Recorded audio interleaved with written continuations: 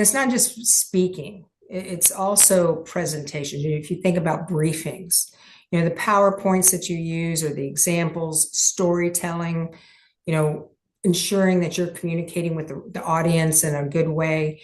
Clarity, that's another thing investors don't like is, people go, yeah, this is what we do. And, this is why you want to buy this, invest in us. And they don't have those skills. So yes, we spend a lot of time helping junior and senior leaders be able to present their ideas, their thoughts, their visions appropriately to that audience.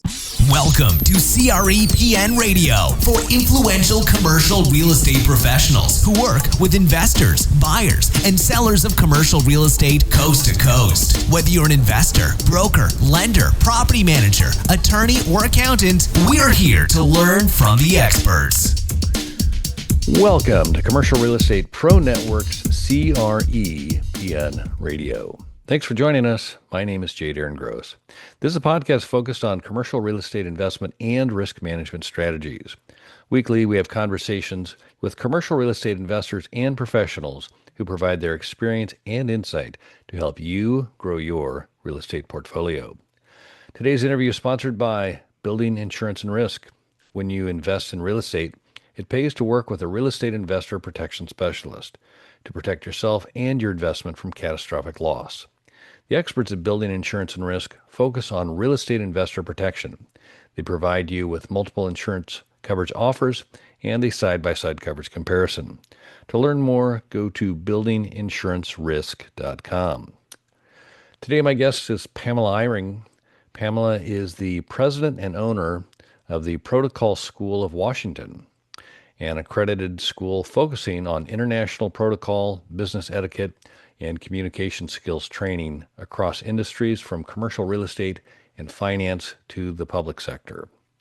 And in just a minute, we're going to speak with Pamela Eyring about how to navigate commercial real estate in uncertain times.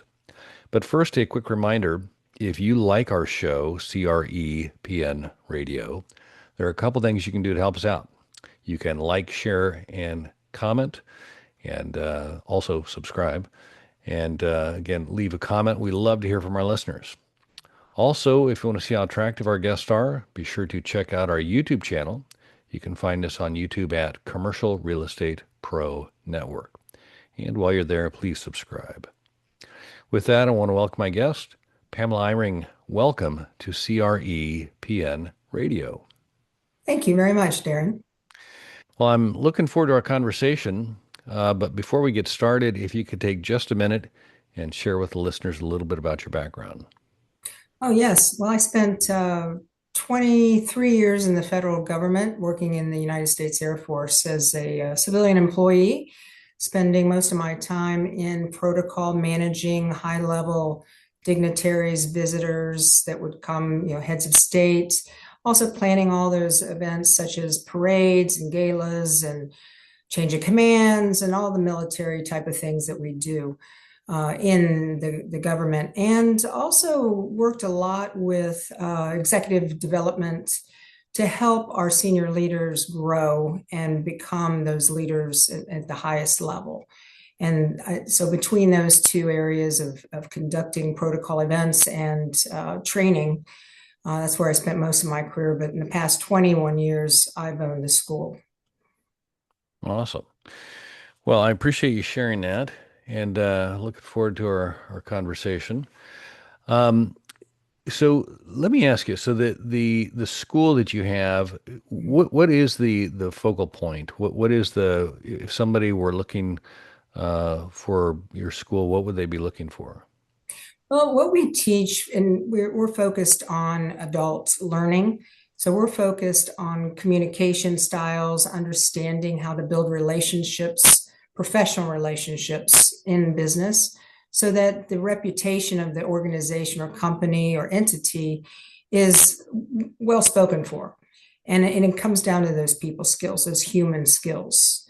And we're finding, after, post-COVID and all the Gen Zs coming in now, and people are rusty. They just like what we're doing. We're on podcasts, we're watching, we're doing meetings virtually, but when they're in person, they're not as confident. And our goal has been for all these years is to help those people that are representing their organization represent with pride and also showcase the skills that they have as an expert in their field.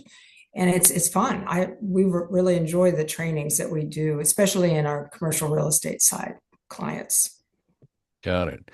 So with that, is there kind of a hierarchy, or how do you look at, the communication, uh, from I'm thinking of just like in the situation with real estate specifically, you've got different levels of Mm. communication. You've got the investor, I mean, it depends on what you're doing. If you're trying to Broker. raise money, if you're trying to reach out to sellers, if you're trying to work with, lenders, or if you're trying to work with real estate brokers, trying to establish and create a relationship, so that they'll take your call and that they'll look forward to your call and that they'll return your call, and and then beyond that, just having some sort of just a level of, like you said, confidence.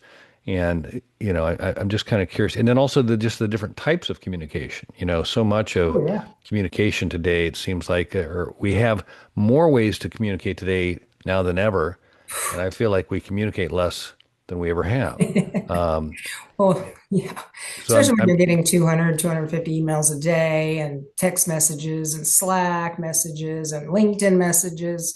It's constant. Yeah. there's a lot of Yes, noise there in the system. is. Yeah. And then, coupled with all that's going on around the world. So, when you look at the industry of commercial real estate, as you're super aware of it, it's multifaceted. And, it's about relationships. I mean, and some of them have to start somewhere. So if you think about investors, and trying to work with investors, presentation skills are very important to have. And not just to give a great briefing or presentation, but the follow on of that.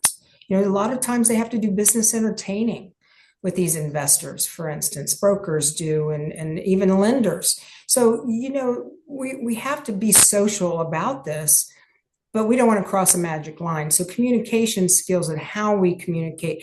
I always tell my clients, to ask, how would you prefer to be communicated with? Do you prefer text messages, emails, phone calls? I mean, there's so many ways to do that. And then accountability, the follow up of those conversations and having meaningful conversations in when you're meeting people for the first time and you're trying to showcase what you do. So it really is in all levels. So from brokerage to lenders to invest. I mean, think about construction, the construction side of it. So some companies are in real, commercial real estate. They're getting investors, they're getting loans and, doing the lending, but then they have to build it.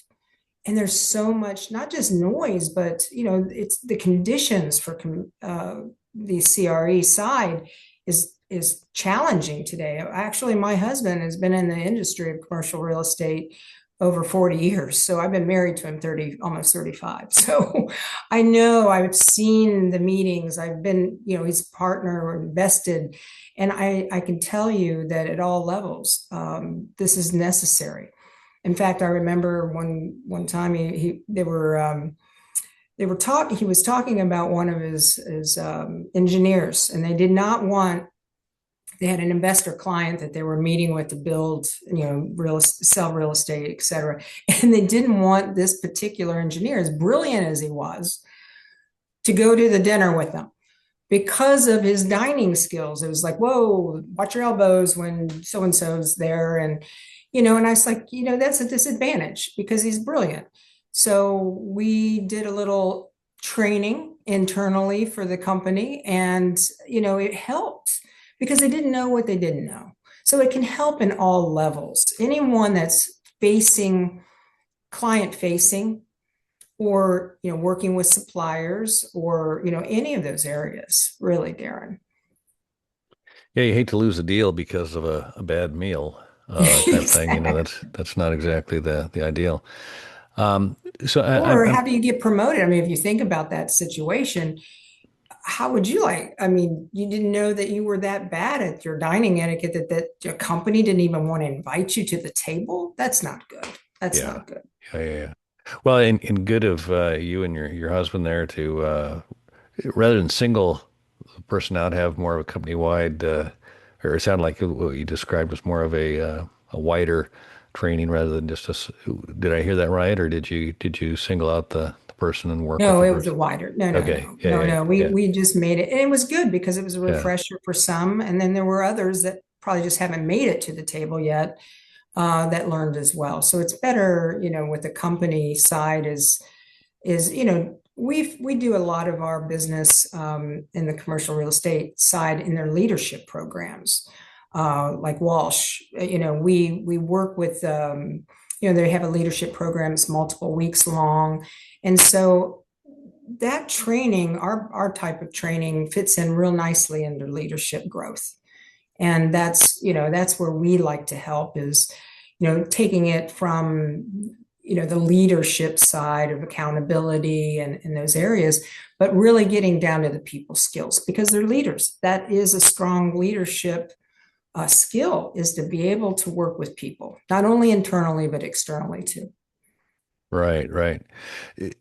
Question for you: Is this a recent lacking of skill? Meaning, and I guess what I'm trying to say is there something that you can point to where people previously in earlier generations received this training that they're not receiving this training, Oh today? yeah.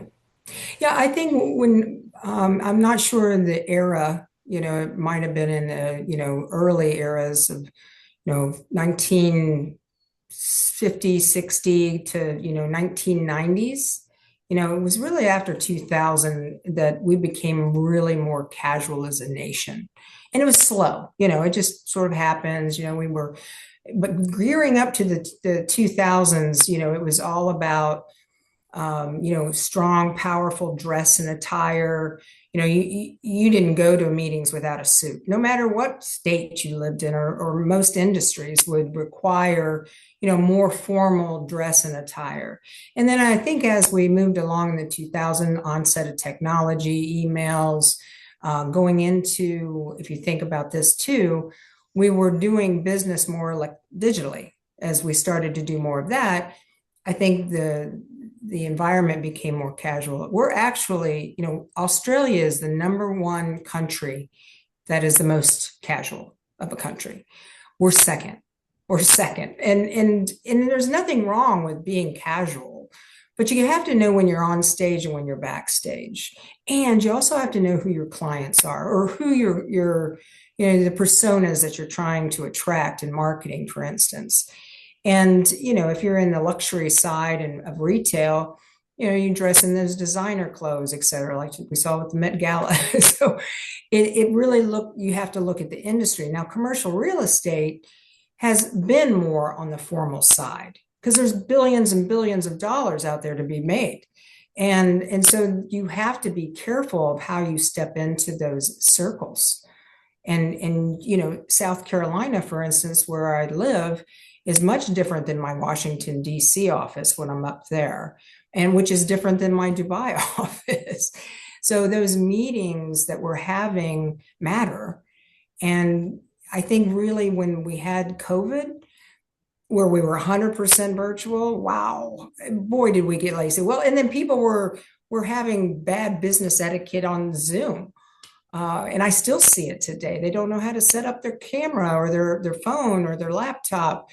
They don't know to have windows in front of them, not the light coming from behind them. They don't dress appropriately. They think, oh, it's a digital meeting, I can just wear whatever.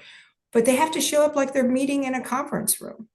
So we had to work on that when COVID hit, is giving them tips on how to have a good, powerful presence while you're on Zoom or on a digital call. Yeah. I would No. say I'm sorry that, but I would say that that's what's happened. I think post COVID, we've gotten more casual, more relaxed. Oh, disregard, my dogs are in here, or oh, my kids coming in, and there's so many distractions from working from home, And there's some benefits too. And I think that remote work that we did, a lot of people were struggling to go back, but at the same time, we were losing the human connection, and I think that's where in commercial real estate, being in person really does help relationships to close that deal. It's not based on the spreadsheets. Yeah. No, I've got a client that always says it's a belly to belly business, I like and that. I think there's a lot of truth in that, and that when you are talking about a great sum of money, whether it be the project or the investment someone's getting ready to make, there's a level of confidence that you can only gain in a person-to-person meeting. It's one thing to have a virtual meeting like we're doing now, and get some pleasantries out of the way, and kind of become somewhat familiar. But I think that at the end of the day, and especially with all of the less than what am I trying to say? Less than no, not noteworthy, but just there's a lot of scams out there, Oh, And so for at sure. the end of the day, Yeah. when you are, uh, getting to a point of commitment and stuff, I think some sort of a, press the flesh kind of a, meeting. There's face to face where you can, you know, gauge one's authenticity, and Oh, for really get sure. to Mhm. know who they are is critical to that. Well, there's So. two benefits, Darren. If you think about what you just said, the belly to belly or the handshake, the greeting, being able to watch body language. You can only see so Mhm. much here, when we're digital. But, if you think about also the time, like when we have meetings online, it's, 1 hour or maybe it's an hour and a half. It's get on, get the meeting done, get off. There is no social time. And this is what hurts leaders when we're not in person as often as we should be, and especially in the socialization side, is that we can't help grow the next level of people coming up as well as we could sitting, in their office, or speaking to them, having conversation at what we used to call the water cooler. you know, just having, learning about each other a little bit more than just hit the meeting, here's the briefing, we're done. And I think that's been a challenge for us too. Yeah, no, I know even in my insurance workplace, there's, we've gone kind of to a hybrid ever since Mm-hmm. COVID, but there was just a very informal, meeting of the minds that would happen just any given day at any given time, just based on a topic that somebody had that they're dealing with or something, and all of a sudden there'd be a collection of people kind of discussing, talking through something, and you don't get that when everybody's remote. You can text, you can call, you can Zoom, whatever, but it's not the same. It just doesn't have the same weight that just that informal gathering does. Right. And so yeah, there's a loss there, that's for sure. With respects to just kind of given the changing workplace and just the Mhm. all of the communication distractions and levels of communication we have now, is there like a shortcut or a cheat code or any kind of a way that you guide your students, clients to think of communication and you mentioned the ask the person you're trying to communicate with how they best like to receive Mhm. or communicate. But even with that, is there like a frequency or is there any kind of rules of engagement? Like, make sure you have something valuable. You're not just like, hey, how you doing?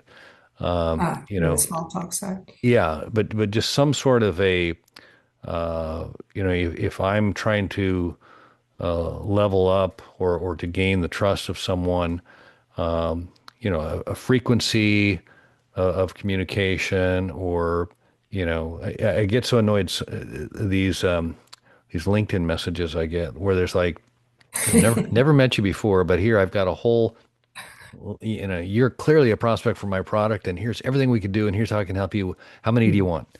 Like, I I have no idea. So, but I'm just kind of curious if you have any kind of guidance that you can share with the listeners. Yeah, I think the communication style, it's setting expectations. I don't think any of us want to be, you just spoke about LinkedIn, getting all those, I get them too, hey, Pam, very casual. And I'm like, clearly you don't know what I do for a living, but you know, it's that's not where it starts. I think even picking up the phone is better than sending a LinkedIn message. If you can find them and make a phone call and introduce yourself and say, I'm not going to take much of your time. However, I really do believe, Darren, that my services will help your business, and this is how. If you would like more information, I'm happy to email some things to you to look at, and then we could have a follow-up call in a week or two. So you're not pressuring and buy now, and chasing them. You're introducing yourself. Now, there's nothing better than someone else introducing you. That's organic growth, as we all love. Now, in person, when you're attending these big events, conferences to community socials, or any type of commercial real estate associations, things like that, and you don't know anyone, say you're newbie, you're new with your company, and they've invited you to go, be prepared. And I tell people, how do you get prepared to go to an event? It's not about drinking and eating. You're not being invited because you're hungry or that you need to have 5 cocktails. No, that's not why you're being invited. You're representing the company. So how do you do that best? Well, first of all, dress appropriately. Where are you? Are you in DC? Are you in South Carolina? Are you in California? Where is it? What is the formality of that industry? Are these investors that you're going to be mingling with? Are they brokers? Are they lenders? Who are they? Who attends that event? Find that out. And then business cards. Today there's the printed business card. People are still using that because the digital cards sometimes don't work. The Wi-Fi is off, or it doesn't. The QR code doesn't pick up on the other person's phone. And then you're going, well, here, give me your phone and I'll do this. Well, people don't want you touching their phones. Have a backup, have some hard stock copied, they don't cost much, and present your card, especially if it's more of a traditional, there's traditionalists, they still love the business cards, even boomers, and, there's still the paper-based cards. Just have them as a backup, at least in case that doesn't work. So have those ready. And then the key thing I would say, Darren, is when you're getting in a group of people that you don't know, but you want to introduce yourself, you want to meet people, avoid 2 persons in deep conversation. If you and I are talking, and we're like whispering a little bit and we're intense, not laughing and smiling, it's kind of a closed circle, then that might not be the group you want to get into. You want to introduce yourself to an open group, as maybe 2 or 3 people. You can see they're smiling and laughing. That's the group. And what you do is you just don't walk in and go, sorry to interrupt, I'm so-and-so, because you did interrupt. Be polite and come into the circle. You're trying to get in the circle of trust, right? But you're not there yet. Get eye contact with someone and then just ask a simple question. May I join you? Or are they going to say no?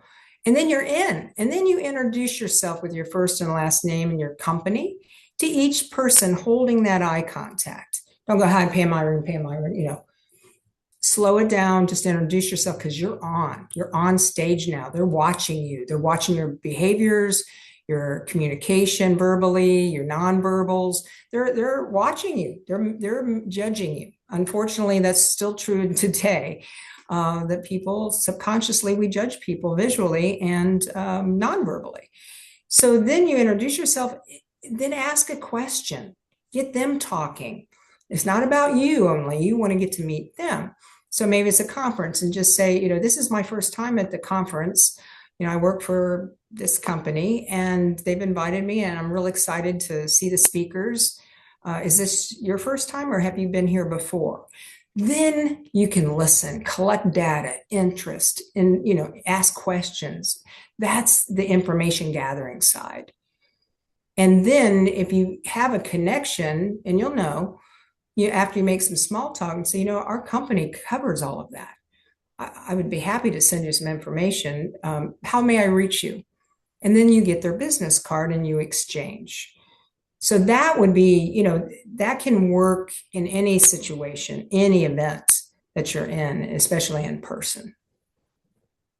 No, that's kind of the cheat code right there. You're there's nothing more awkward or can be more awkward, or you can make it awkward or you can make it not awkward. And that is Right. that, breaking into a room of strangers and finding a connection or making a connection, kind of thing. And it's yeah, even when I do it, I mean, it's still there can be that moment of awkward, but all you need is one friend in the group kind of Yeah, thing that kind of, exactly. sets everything at ease. And question for you. This is something that I know early in my career, there was always like this sense of like, there's so many people in the room. I need to meet as many people as I can.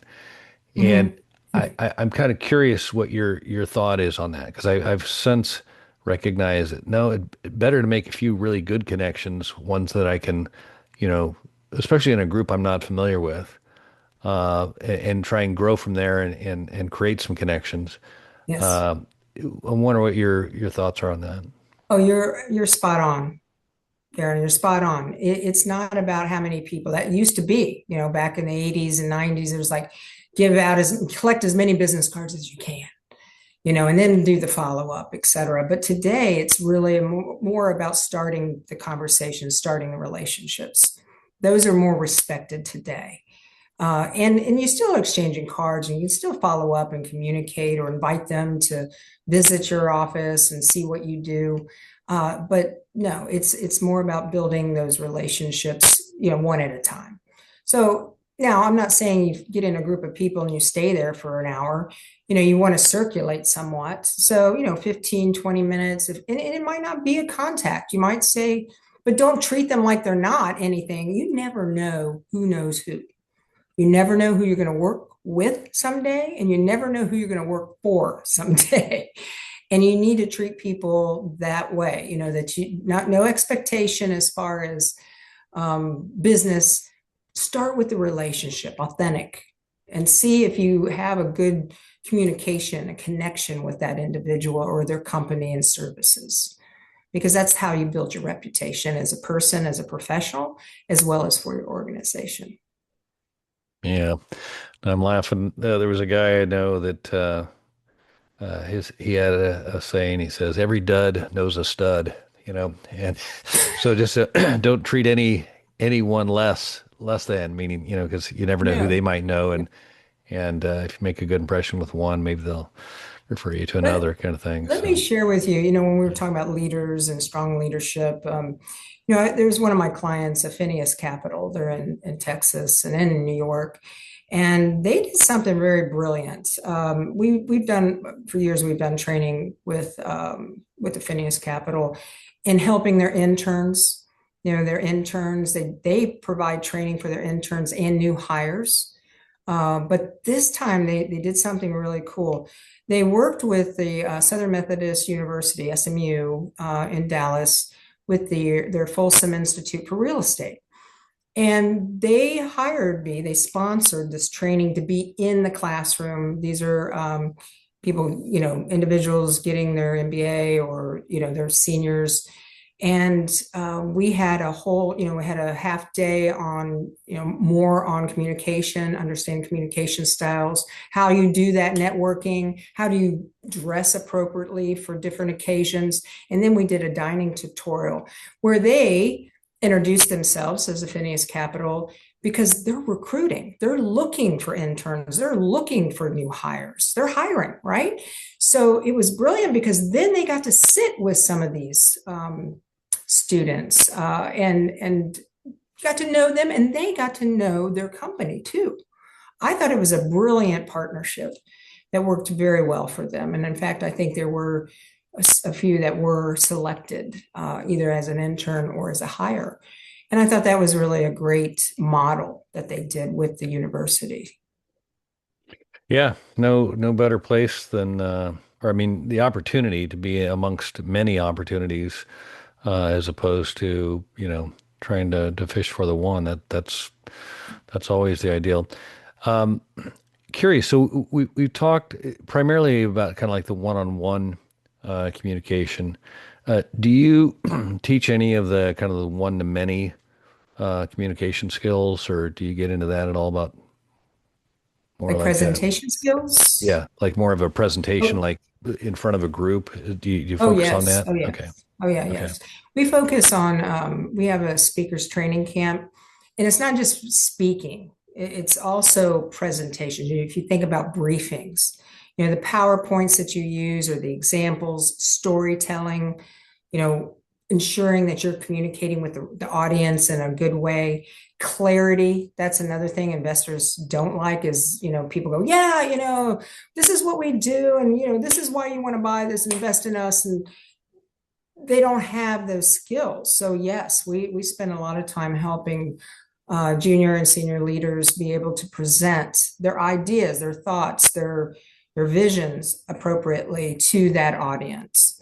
Because and we, when I say it's not huge, not like to 100 people, we're a training institution and we're accredited. So we have a lot of interactivity, in any of our trainings. We get them up and moving. We practice so that when they are in that environment and they have to give that presentation, they're not only confident, or in their networking, they feel they own it. And but it takes practice, right? So why Yeah. not practice behind the scenes before you have to be physically in front of people, even if it was to to a large amount of stakeholders on a Zoom call. You still have to be able to know how to use the Zoom. Are you doing any whiteboard? Are you using videos of any kind that have sound? You know how to work that Zoom. So those are the areas we do cover as well. No, that's great.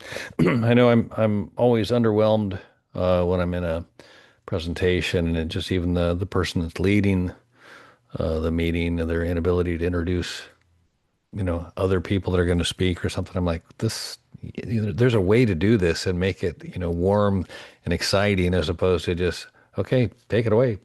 Yeah, Uh, here he is. kind of, Yeah. yeah, kind of a cold There's an fish. art to it. There really Yeah, is an art to it if you really are trying to attract business. You yeah, have to invest in your people that way or in yourself. I have people that come to our trainings that are investing in themselves because they know they need it. And some of them are already fully employed. There was one that came to a certificate program we had, and because she took the initiative, paid for it herself, and learned this. The area was an operational protocol. They promoted her into a position as well as reimbursed her for her tuition that she paid without her asking for that. I mean, she didn't know, but she thought she gambled. She said, I'm going to invest in myself. Nobody can take my education away. So I'm going to invest in myself. And we just received a wonderful appreciation note from her saying that she did get this position and they even reimbursed her for her investment. that's Wow, great. that's a great Yeah. company. Yeah.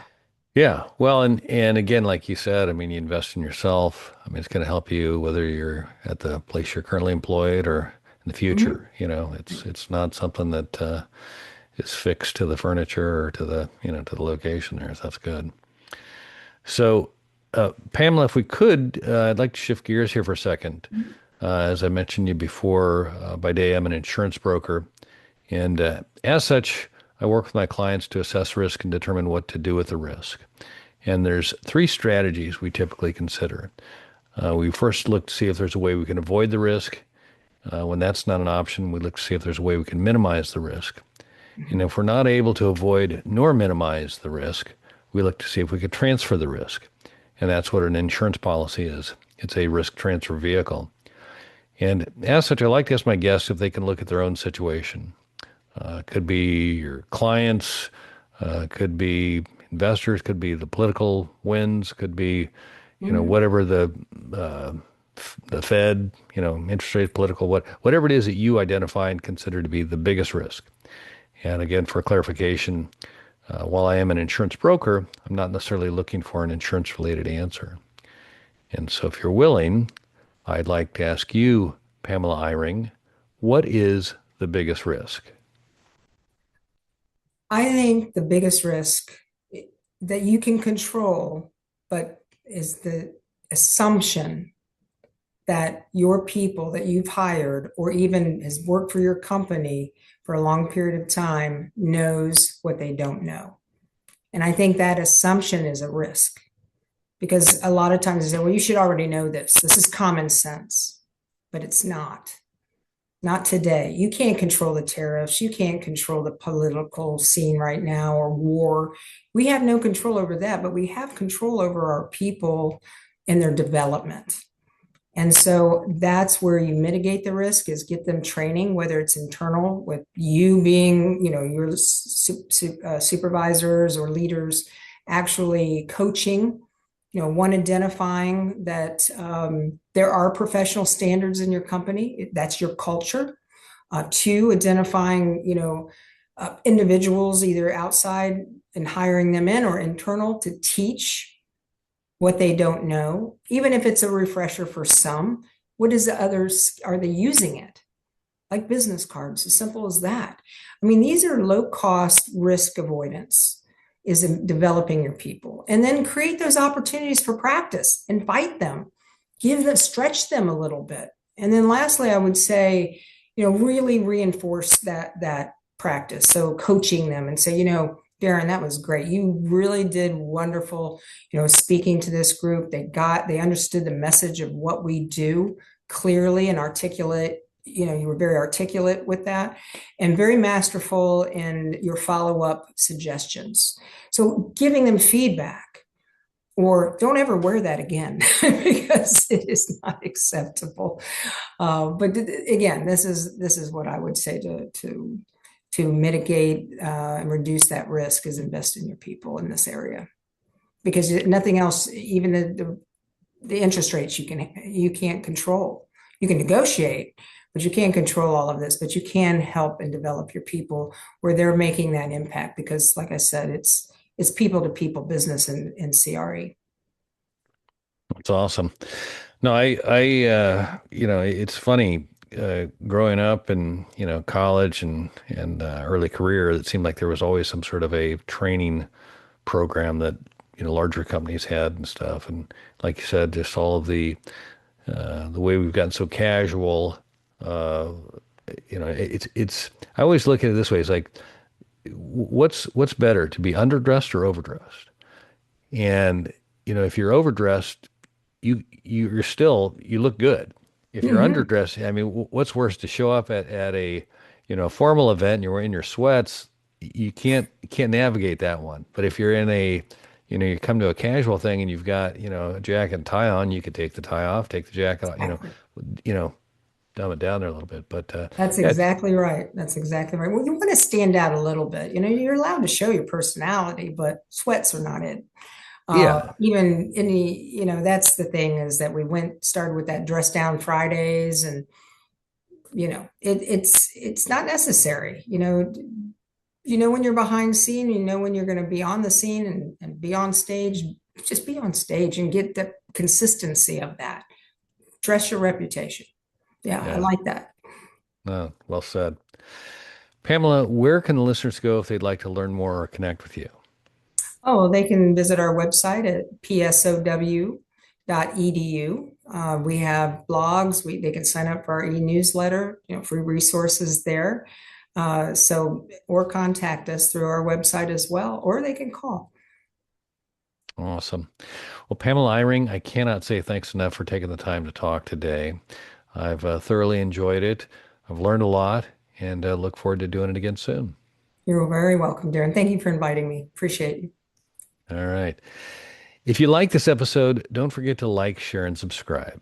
Remember, the more you know, the more you grow. That's all we've got this week. Until next time, thanks for listening to Commercial Real Estate Pro Network's CREPN Radio.